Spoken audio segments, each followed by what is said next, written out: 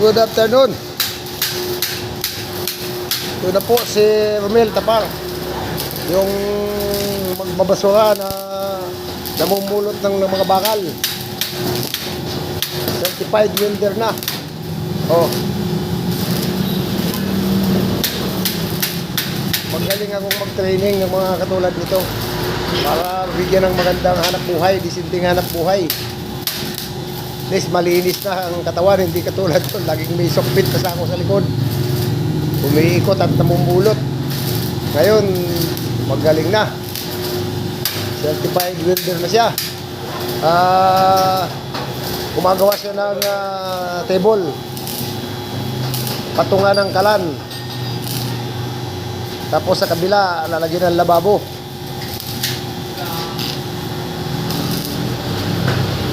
Ikan mo nga. Tayo mo nga. Para makita natin yung kanyan. Table na yan. Itayo mo na.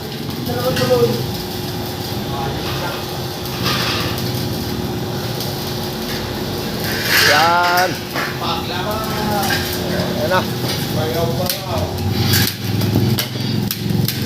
Magawa siya ng table. Ang kitchen table to kasi dito lalagyan ng lababo. Tapos dito sa kabila, nandito yung kalan. So stainless din ang ibabaw niyan.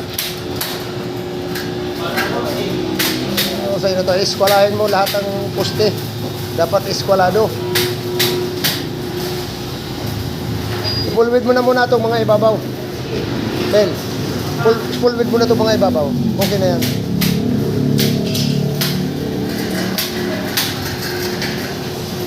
Yan.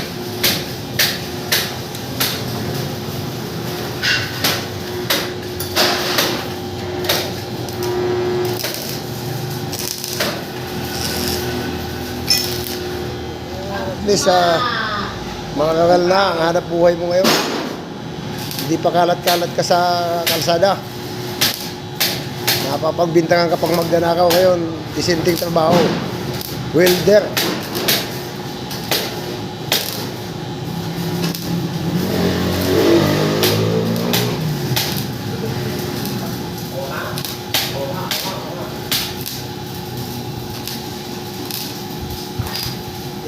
Full-width mo lahat ang ibabaw niyan.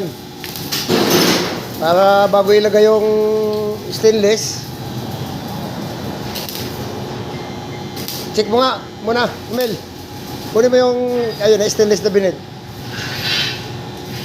Para makita natin kung pag pinatong diyan sakto.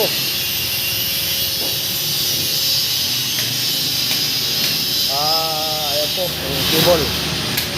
Patungan ng kalan. Tapos puputas na lang doon sa kabila yung lababo. Okay na yan. Good work.